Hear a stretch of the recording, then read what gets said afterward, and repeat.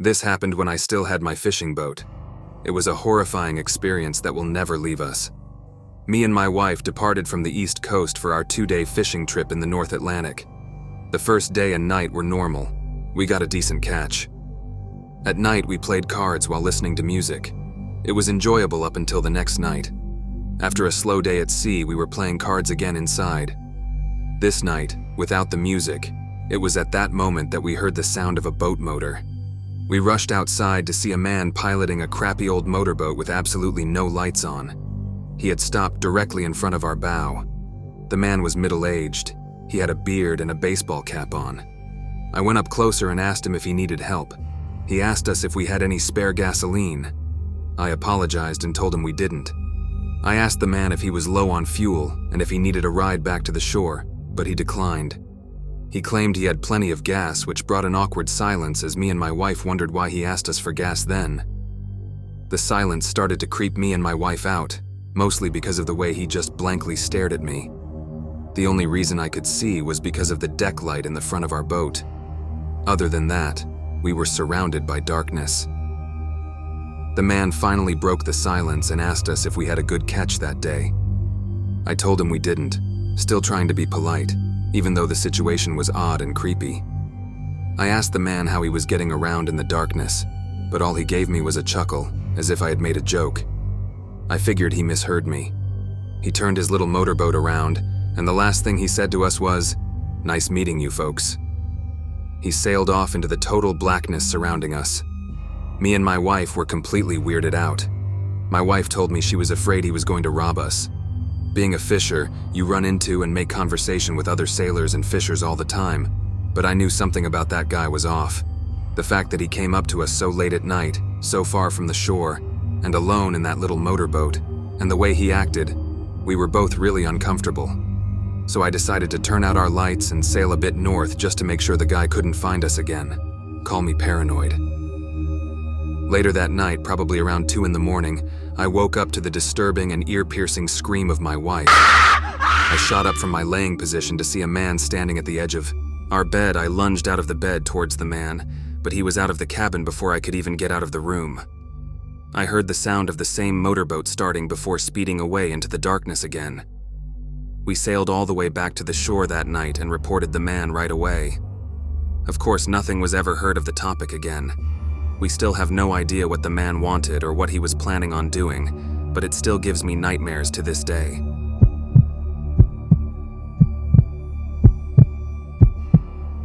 Story 2.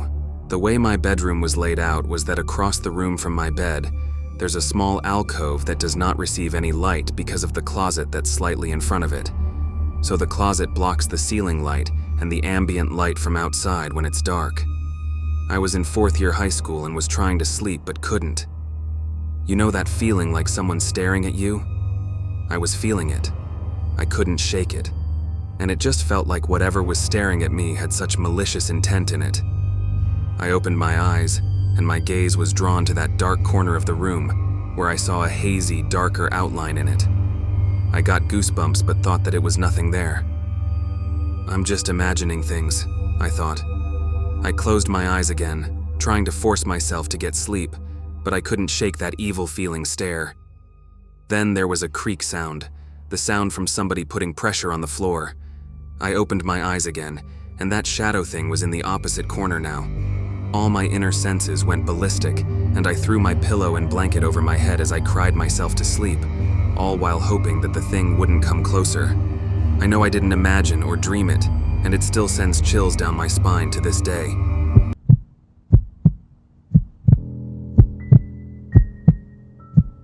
Story 3.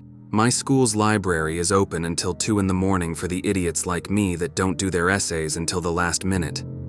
It's a pretty small building, and most of the books are in the basement area called the stacks. Just to give you a quick layout, there's the big main stairs that go down to the stacks, a vending machine room, and the long hallway with the 4 entrances into the stacks. The stacks are 2 really big rooms on opposite sides of the hallway, with a huge amount of bookshelves and study desks lining the walls. I was there around 11 p.m. last year. It was a pretty research-intensive essay, so I was down in the stacks working in one of the study desks, so I didn't have to keep going upstairs and downstairs again. I had been there for maybe 2 hours, and everyone except for a boy working a few desks down from me had already left. I was pretty zoned out by this point. It was an 8 a.m. class, so I didn't have much time until it was due, and I was sort of panicking. So it really pissed me off when I heard someone flipping through book pages really fast to make them do that loud whipping noise at the other end of the room.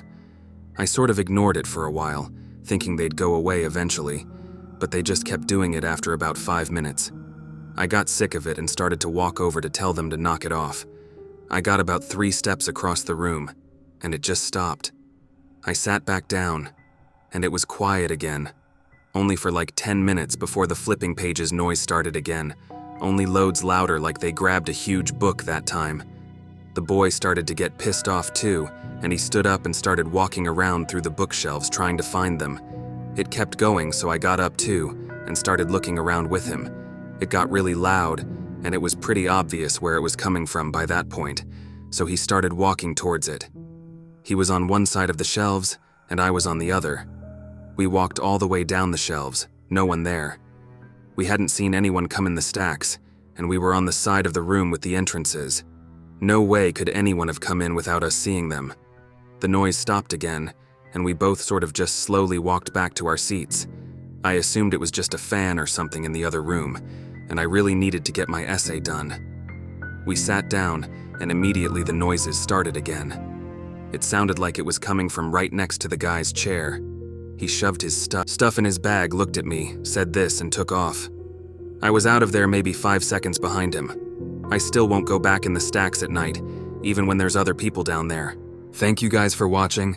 Remember to subscribe, like, and follow my other socials down below, and send your true stories to my email down below.